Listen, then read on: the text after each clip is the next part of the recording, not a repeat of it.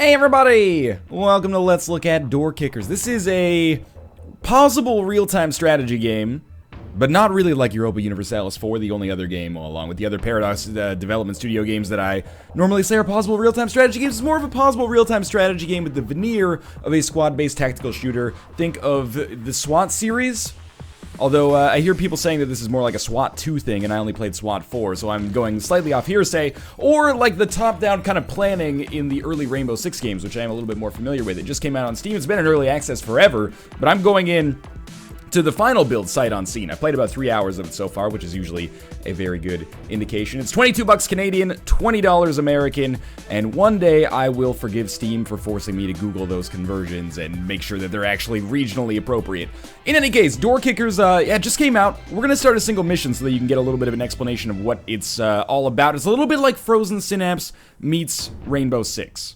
So there's two different kinds of gameplay we can get involved with here. Either single missions or campaigns. Campaigns are kind of like, you can think of it as a truncated, like, miniature XCOM campaign. Instead of taking, like, 40 or 60 hours, each one might take you, like, half an hour, at least for the ones that are in the game thus far. Single missions are just single missions. They could take you as little as 30 seconds, and probably our first one will not take us very long. So we start with the briefing here. Our objective is just to eliminate all terrorists. We have 5 terrorists that we know are in the house. We don't know where they are. This is the first mission. It's an incredibly simple layout here. So, let's talk a little bit about what the heck is going on with Doorkickers. This is your interface right here. The outer wall here is just your perimeter. There could be enemies in here, but on this map there aren't. These two units here, Cobb and Charlie Stewart, are our squad members. So what we do is actually, if you've ever played Frozen Synapse or Frozen End Zone, it's very, very similar. But in case you haven't, and I'm sure there are people out there that have not, I'll explain it. Basically, you click on a unit, let's say Charlie Stewart here. You can see his ammunition, you know, he's got 1 in the chamber and then 17 extra shots on his G17 pistol.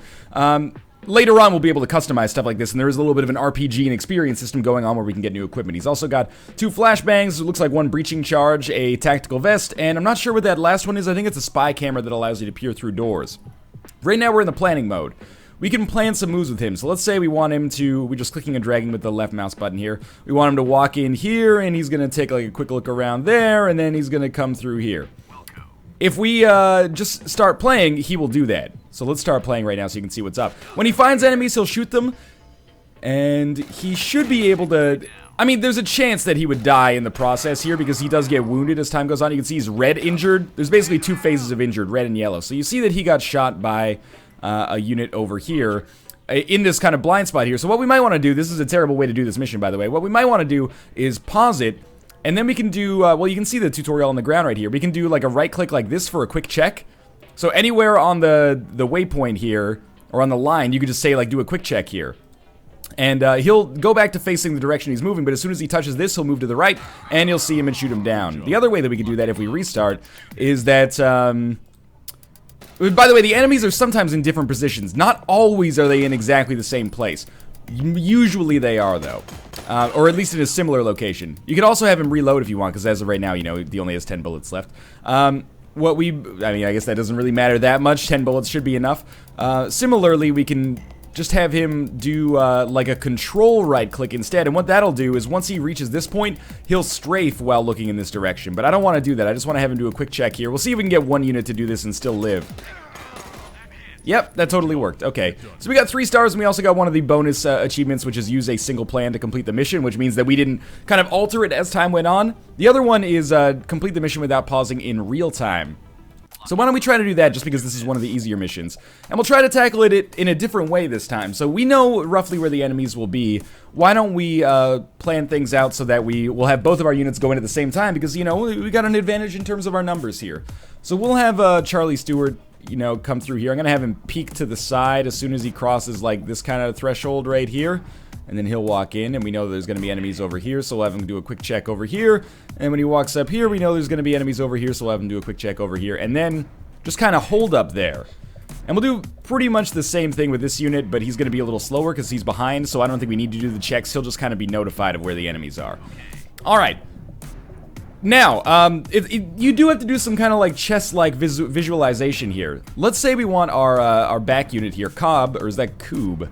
That is Coob, my mistake. We could have him throw a flashbang grenade, so we'll have him throw one in. Let's It's not really great. We'll have him throw one in, like, right here to blind this person. And what we'll do is we'll have that be tied to our beta, or sorry, our Bravo command. So we can give our squads kind of commands that kind of stop them, and then they only start moving again once they're past a certain point, once we give the go code for that.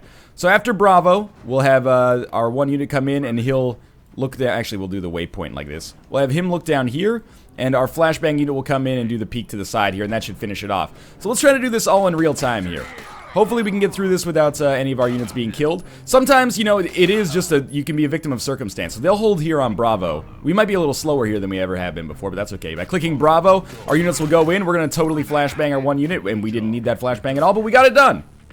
All right, let's continue, and we'll go on to a little bit of a later mission here so you can see what's up. There are different kinds. The only single missions that I've played are like these first 6, but I've done them over and over and over. It almost has a little bit of like a trials thing where you can do it, but then you get like 2 stars on it. Like, for example, on kicking the door, I got 2 stars here.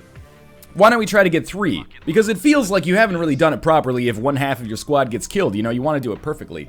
So this is introducing a little bit more of the tactical depth. And we'll get on to we'll play a full campaign, hopefully, which should only take like 15-20 minutes here after we go through this. But I want to teach you the very basics of it. This is just seriously like basically sandbox mode. So we got 2 units here, and we got to get into this apartment. So the first thing I'm going to do is have this unit move over here, and he'll be able to interact with this door. Now, there's multiple ways to breach a door. We could use a spy camera to look inside. That'll take time, though. We could just breach it with a flashbang, or we can kick it down. That's why the game's called Doorkickers. Or we could plant some breaching charges and then blow them up. So what I am going to do is have him throw a flashbang like right on this table, and I think most of the units are around this area, but they do somewhat move time to time. And we'll have that gated to go code alpha. And you'll be gated on go code alpha as... Oh, actually, I'm going to put you on beta, because sometimes it takes a second, or Bravo, sorry. Sometimes it takes a minute for the flashbang to actually get thrown. So, on alpha, he'll throw the flashbang through the door. On Bravo, you'll walk in. And as soon as you get in there, I want you to look to the right. And right after you throw that flashbang, I want you to come in and like look straight ahead. And maybe move a little bit and look to the right over there. Alright, let's try it. Oh, I should have gated that behind something else. Sometimes the interface is still a little tricky, but I have improved a lot as time has gone on. Let's delete all these waypoints here for these units and try this again. Alright. Move a little closer so you can interact with the door. This is going to be a flashbang on the table, gated to alpha. You're going to move over here. And I'm going to say that on Bravo... You're going to move in, quickly check to the right, and then kind of like strafe around this way. And you, after this, on Bravo, I hope... Oh, wait. I've totally bunged it up here. Again, sometimes the interface is like... It seems a little bit less elegant than Frozen Synapse. I oftentimes find myself getting convoluted and then saying, you know what, I'm just going to delete the whole waypoint because... I've bunged it up here. Okay, so why don't you move over here, you move over here. We don't have to do it all at once, necessarily. On Alpha, you'll flashbang the table. Bingo. Alright. On Bravo, same for you. You'll go in and you'll check to the right. You'll go in and you'll check to the left. Now, I think this should handle it. But now we don't have an alpha with the flashbang throw anymore. See, like, I'm getting a little bit confused with my gating here. Okay, here we go. Alpha. Here comes the flashbang. And then we'll walk in with Bravo, and we should be able to get them all. All right. We didn't get 3 stars, though, because it took us a little bit too long. Let's try that again. That doesn't surprise me that it took so long, by the way.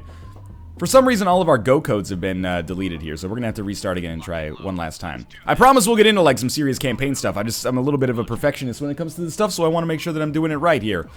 Again, one of my complaints about the game, I think the interface and the controls, I'm not going to say that they're bad.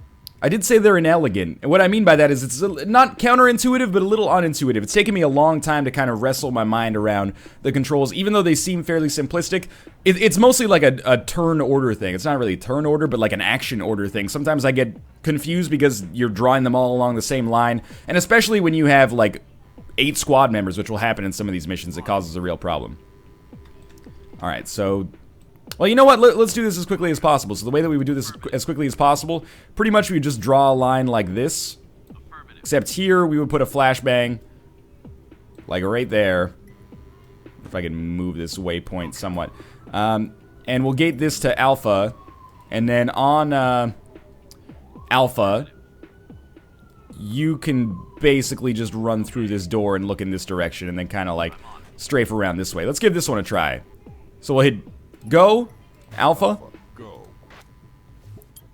Oh, he got stuck behind the other unit. That's gonna slow us down a little bit. But that was still pretty fast. Yeah, that got us 3 stars. All right, I'll take it. So that is how the kind of single mission stuff works. You might be saying, why would you even show us that? Because I'm not going to use the single mission stuff. Well, you actually don't unlock the campaign until you hit level 6. So if you look up in the top right here, you do have a squad kind of experience meter, and that experience gives you some important things. It gives you doctrine points. Doctrine points are basically tied to the tech tree. So I've got a lot of doctrine points kind of unlocked already, but you can see they do things like give you increased aiming speed at close range, increased shooting precision. This is specifically for handguns, this is specifically for long guns like assault rifles and stuff like that. So you increase lethality versus unaware targets when engaging bad guys from the rear and not under fire themselves. Troopers automatically hit the vital zones, makes them more likely to get a fatal shot, I think. Negate cover, increase precision against targets in cover. That seems super useful. What about this one down here? Double taps are followed by headshot. If the double tap fails to stop a threat, the trooper automatically continues with a headshot. I think this is double tap. Close range targets get 2 quick shots. Sure, let's get that as well.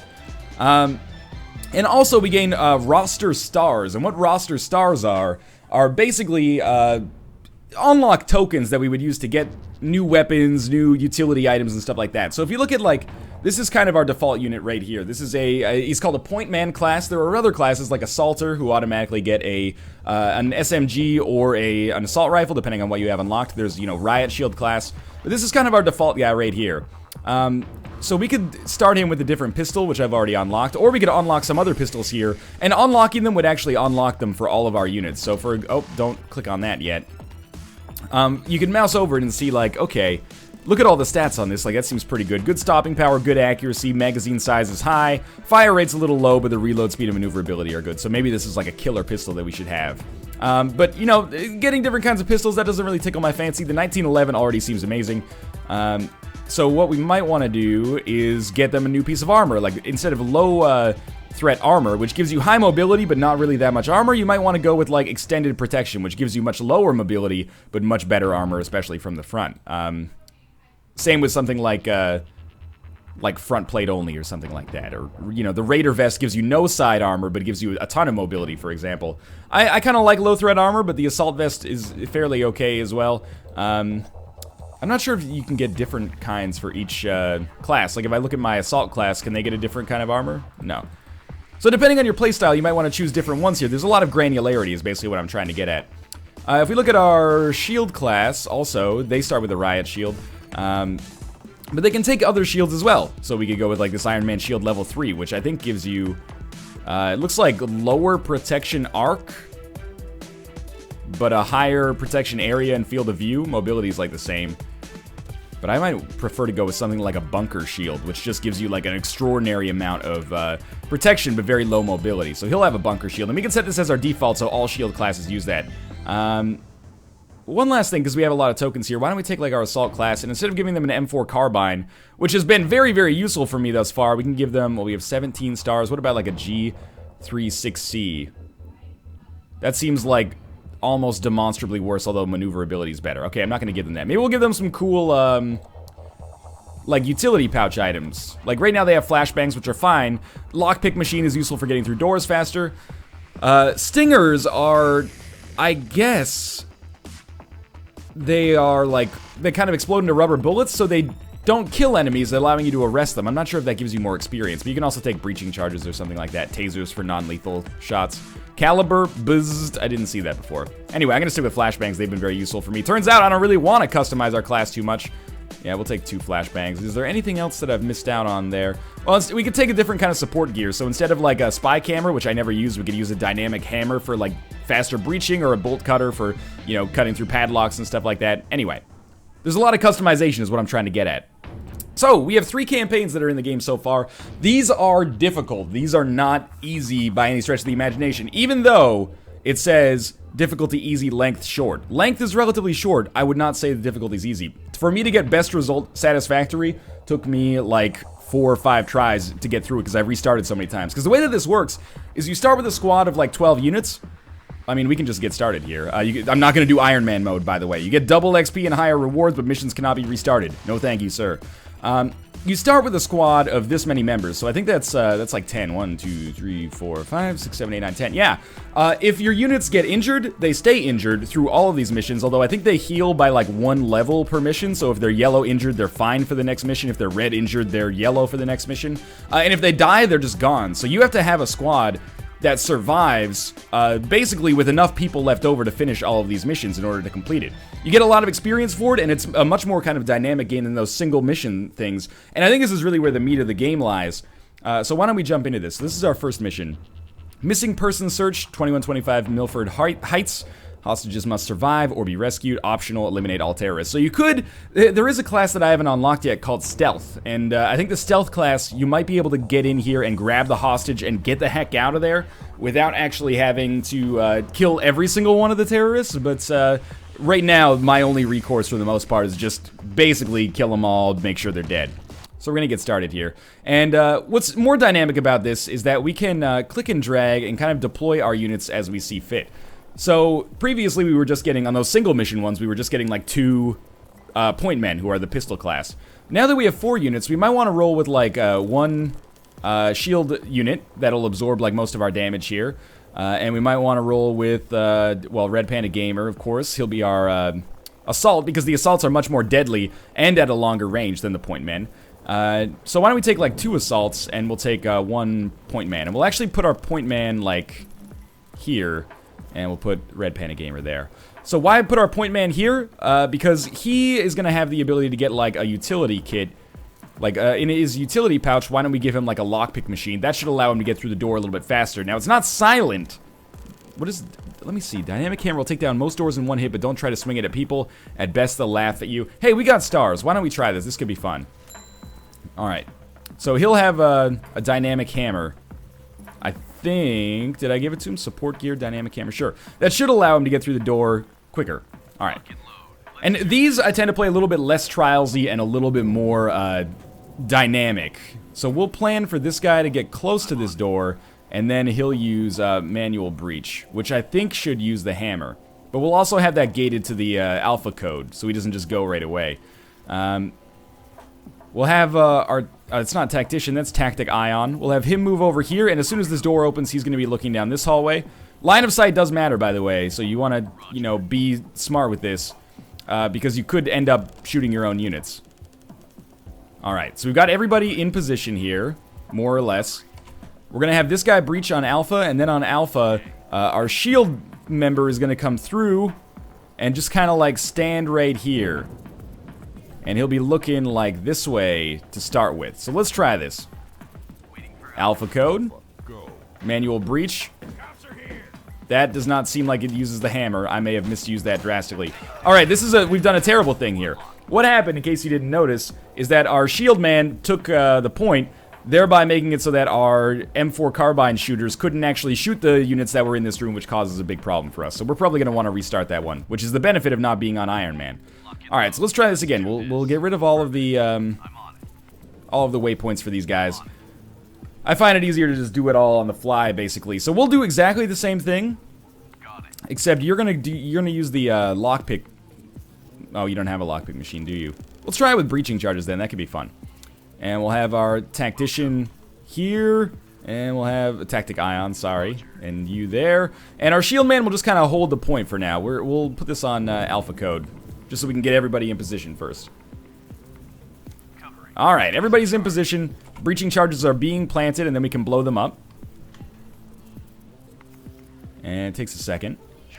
But it's silent to plant them, whereas the lockpick they would notice. So we're going to blow this up right now. And get the shot in there. What we might want to do is, I think you have a flashbang. We can throw this flashbang in here and then breach out. Oh, we are going to get shot probably to death. But now that these units are dead, we're going to have our shield unit come through here, and he's going to just post up in this direction so we can hopefully get in position. Yeah, one of my units died because I'm an idiot. Now that we have a shield unit out, we're gonna start taking our actual assault units out, where they should be a little bit more effective at getting the kills than our shield unit is. But our shield unit is doing a good job of soaking up that early aggro. There we go. Alright, so we've taken out 3 of the units. There's probably one more, and usually he's in this room. So what I'm gonna do is have my shield gentleman just like walk over here. We'll have our assault gentleman walk over here, and as soon as he gets in this room, he's gonna do like a quick, you know, like 1-2. Actually, we should do it like that, probably. And we'll just have this guy back here because he's useful as kind of like a sniper in case anybody pops out of the corners, he can help out. Alright, nobody else in this room. So we'll have this guy move up quickly. And I think we'll have our shield guy come back for just a second. There's one hostage, he should be in this room. So let's have this guy throw a flashbang in here quickly. Sometimes they fuck up this flashbang and just kind of drop it in front of them. I think that's due to my own lack of aiming ability. We'll have our assault come in here. There we go, we got the last unit. So he wasn't inside of that kind of like panic room at the end. We got 2 stars because we did it slowly and we had a casualty, but we got a lot of experience, so that's okay.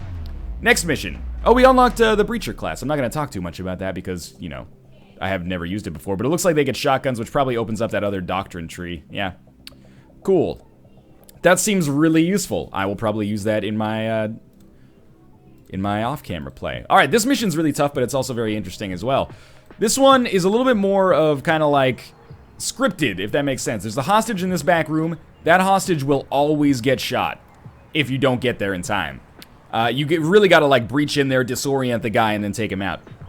So what I like to do on this one is maybe we'll have like, oh, M4 is fine, yeah. I like to have this guy like look through the window after we disorient the other guys. We'll have, I don't think that I'm using the shield guys effectively, so I'm going to put like John Connor up here. And we'll have another M4 carbine unit, and I think having 2 point men might be okay. Do I even have 2 point men left? No, I've got too many shield guys. You are going to become a point man again with the 1911.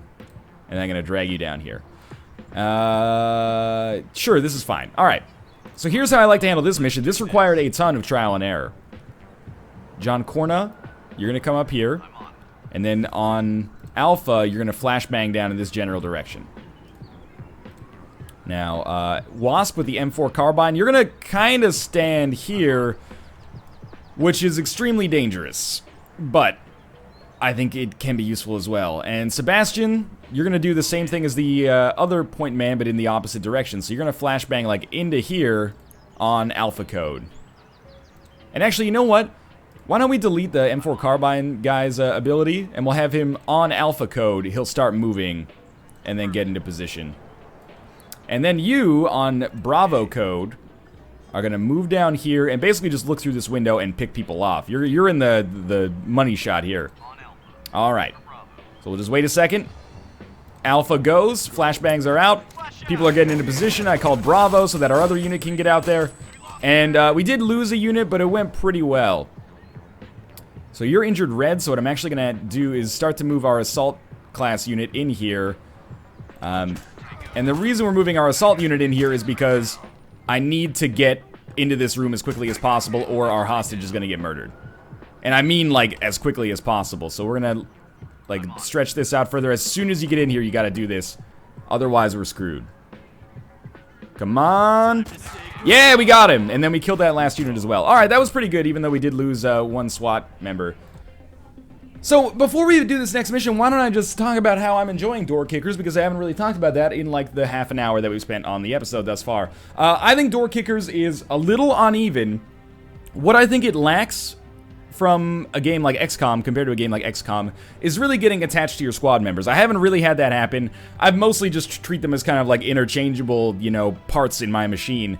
But ignoring that and ignoring the kind of intricacies and the controls that have taken a while for me to get used to, I've found myself, like, really surprisingly getting invested in the game. And this is a game that, as far as Let's Look Ats go, is a little bit of an aberration because I find myself, like, really, really wanting to invest a lot of time with it.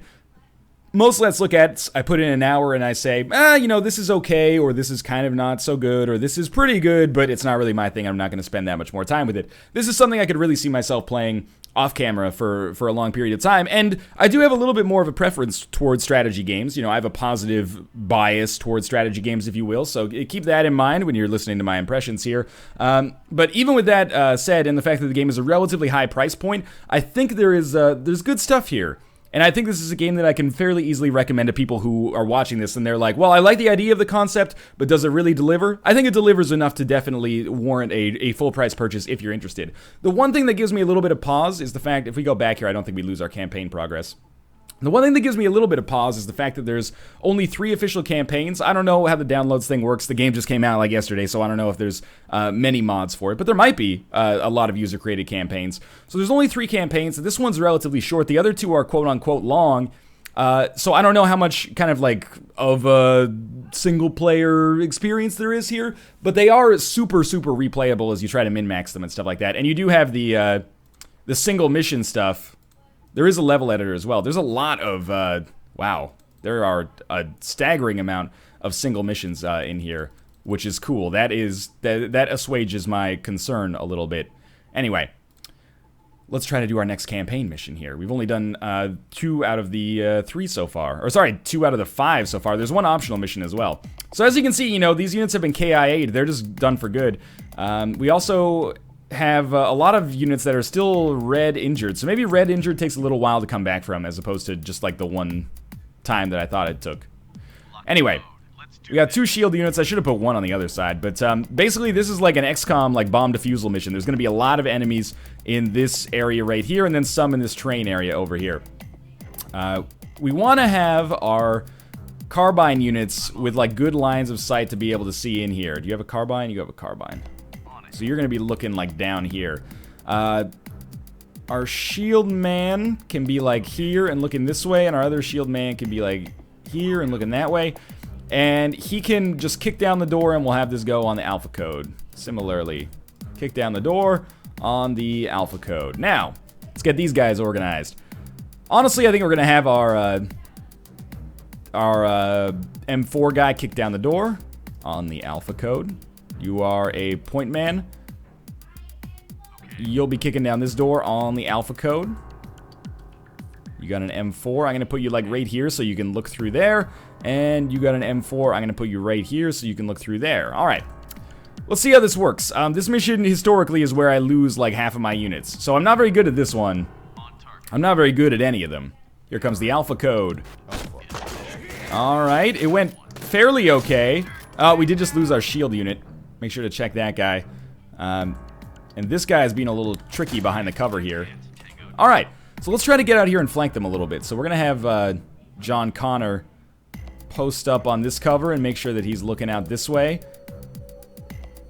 Tactic Ion. I mean, there's not much cover for us to take here, which is really unfortunate. We'll have him, like, get here, and he'll be scouting out the whole time. We'll just move slowly. There we go. Actually managed to get a lot of picks, but we're going to get killed here, I think. Oh, that guy had a shotgun, but we still managed to make it happen. All right. Shield Man, you're going to come out here. You could totally get shot from that train, so I'm going to be trying to pay close attention. Did I just shoot? Oh, that's an angry dude. Okay, we got him. Wow, this is actually going very well. Now, we know that our last unit is, like, through here, so we're just going to have our units kind of come through here while looking in this general direction.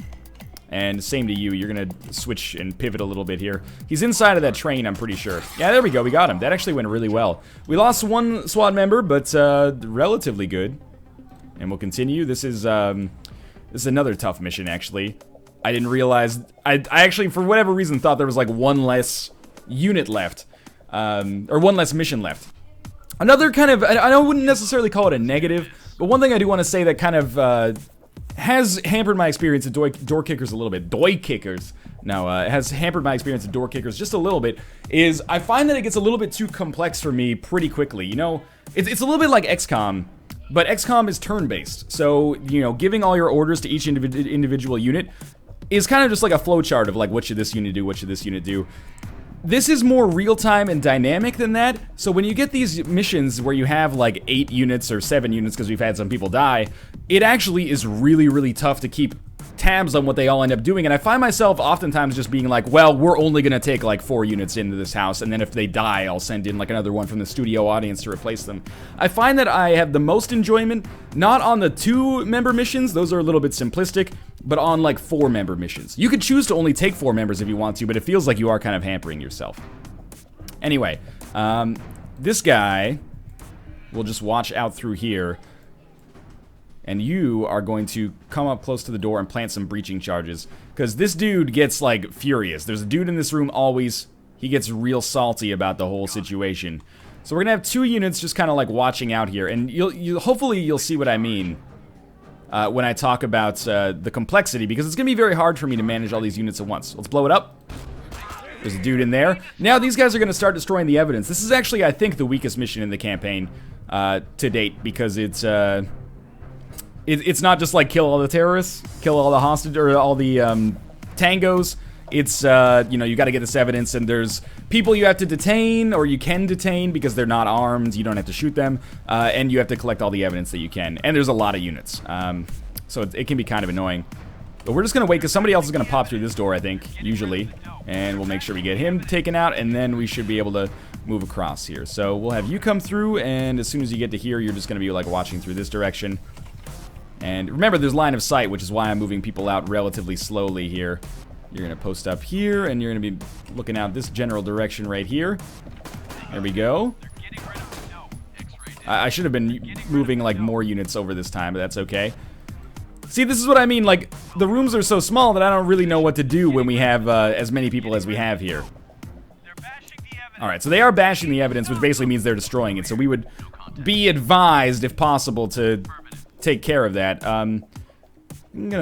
I'll tell you what, I'll throw this flashbang like down here, and if I can get this guy to throw a flashbang in here, then we can do like a coordinated breach on these guys, hopefully. Alright, both flashes mostly worked. So we're gonna have you move out, and as soon as you move out, you're gonna be looking off in this general direction. You're gonna move out, and the whole time, you're gonna be peeking down this way, and you have the lockpick machine. Good to know. Alright, there's another 2 units killed. We're going to use our lockpick machine quickly, because that'll hopefully help us get through this in time. And this is what I mean, you know? It just seems like it's a lot easier to manage with 4 units. But now we'll start to click and drag these people down here, just in case we need reinforcements later. So the lockpick machine is going here. We got to stop them from destroying as much of the evidence as possible. Oh, come on. Take a shot at him, please. We're going to just kick this bad boy open. And then have you, as you come through here, you're going to look in this direction. Similarly, you're going to follow, like, behind him and look in that direction, too. Oh, that was a crazy shot. I would not have expected that to work. So we're going to come into this room quickly, because we basically want to stop these guys from getting rid of the evidence. These guys are unarmed, and if we come in and we're like, get on the ground, then they're like, okay. Except for this guy, apparently, who is still going to keep doing his horse hockey. All right, they've stopped. Good. So they're like, pacified right now. So you're going to come up here and then walk through here. I don't know what I've said to that room, but you're going to look in this direction. Just make sure there's nobody left there. And you're going to kick down this door and see if there's anything going on. I really think that this is a game that it fares best in the simpler missions, if that makes sense. I think it does make sense. When it gets more complex, I kind of find myself confused more than anything else. Which I think is a shame, because this is a game that should appeal to people who really want, like, I guess, my more high-minded tactical stuff. And maybe it does, and I'm just simple-minded. But, anyway, we've got to get some of this evidence. So a lot of the evidence has been destroyed already. I'm just checking to see if there's any evidence over here we can get value from. There's definitely evidence over here we can get value, or we can just arrest all these people if we want to. I think the other thing that we could do is we could just finish this mission by, like, murdering the last drug dealer in here. We can also pick up that evidence, but I don't think we need to. Actually, I might be totally mistaken. I think we may exactly need to. So usually there's like one last unit left in here. Let's pick the lock quickly. I think they'll notice what's up. Waiting for orders. There's usually like one last unit left out here. Sometimes yes, sometimes no, because the enemies, I don't know if they're like procedurally generated or what, but they're not always in exactly the same position. We'll drop a flashbang like right there and then go in. Talk, I'm not getting any comms from you. And no units. Okay, so what that means is that we actually do have to pick up the evidence. So you go over here and you're gonna like pick up this, and then after you pick up that, you're gonna go, well, we'll just tackle that when we come to it. Similarly for you, you could pick up the evidence over here, but you can also detain these guys if you want to. See, like, this stuff, I much prefer just the whole shooting element as opposed to this, you know, doing actual police work stuff. Like, this guy's trying to run now.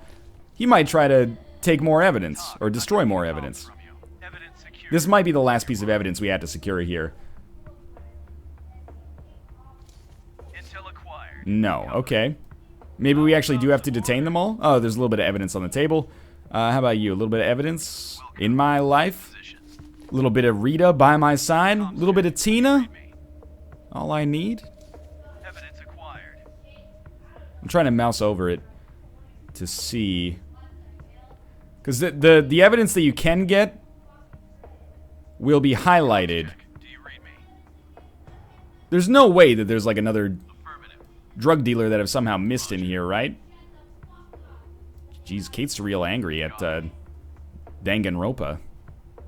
Maybe we actually do have to detain all these individuals first. Suspect secured. I can get down with that. Oh, there's a little bit of evidence left on the table that maybe I forgot about. This is half me, but I think it's also legitimately half the game that is just kind of like, you know... Contact. Intel acquired. I don't think we necessarily should need... Once we've taken care of all the hostiles, why do we need to manually pick up the evidence, is what I'm trying to get at there. How about That did it. Okay, finally we picked up the last piece of evidence. And we'll continue, and we'll get through this last mission. There is an optional one, drug dealer arrest at the Alexander house. I'm not going to do the optional mission just because it is optional for now. And our last mission puts us in a hospital here. We actually lost nobody on that mission before, which is kind of amazing to me. So, how will we handle this? Well, this is a fine loadout, I would say. You're probably pretty familiar with my my take on things right now. We're going to have you... Actually, I guess we'll have you... breach the door with a flashbang on alpha code. It's really important to have your units kind of coordinated. Extremely helpful. So we'll have you kind of like peek through this door. You're gonna peek through the door. How many people do I have with a carbine? Jeez. You're gonna, I guess you're gonna pick the lock first, and then we'll tackle this, the rest of this when we come to this. Because just because you pick the lock doesn't mean you're opening the door necessarily. It just means, you know, there's no lock. And usually this breach is like the most important part, I think. Alright, so on alpha code, you're gonna flashbang right into there. And that should be nice. Alright, let's give this a try, alright? 3, 2, 1, alpha. Oh my god, there's like 4 enemies over here and we got them all. I'm very pleased with that. Let's have you come in here and you're gonna make sure that you're looking down this way. You're gonna come through here and the whole time you're gonna be looking that way. You're gonna be looking this way, just so we have all angles covered. Nice. Oh, there's another one.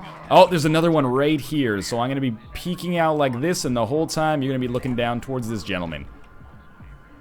Nice. Okay.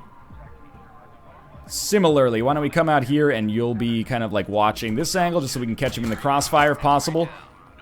This has gone very well so far. I think you're going to sneak into this room, and as soon as you get in, you're going to kind of like... peek down this hallway where we have nobody for now.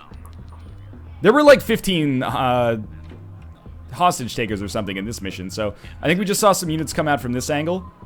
So we're going to be cautious about that. You're going to get ready to breach through this door, and you're going to kind of hang out of this one. Just want to make sure that we have everybody in position here. It's also kind of like a more tactical Hotline Miami, I think is another like genuine way to describe this game. So let's take this gentleman. I know we have a shield dude over here. We might as well get him into position somewhere so he's at an extra shot. You should be checking this direction. Looks like that room's clear. Let's have him check the bathrooms quickly. He doesn't really have cover over here. Oh, okay, that was super dangerous. There's another one down there that we can see. So we'll try to sneak up on him.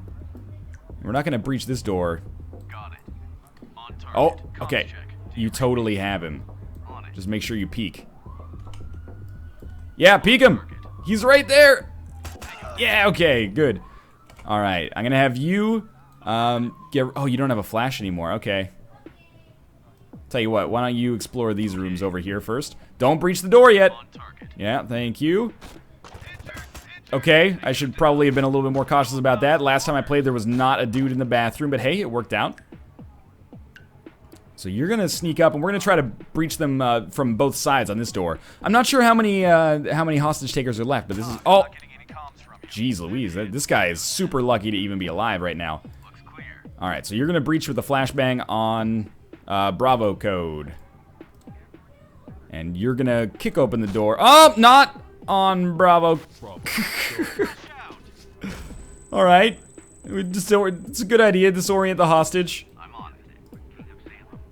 Alright, we're gonna order you. Civilian secured. No tango. I don't know where he's going now. So there must be more, I don't know, there's like some sound going on in the background right now. It's disorienting me. There must be some more terrorists available. I don't know if terrorist is technically the right word, but there must be some more, individuals available to murder in one of these rooms. So we're gonna try this. Maybe in more than one of these rooms, but, you know, the flash and clear is very effective.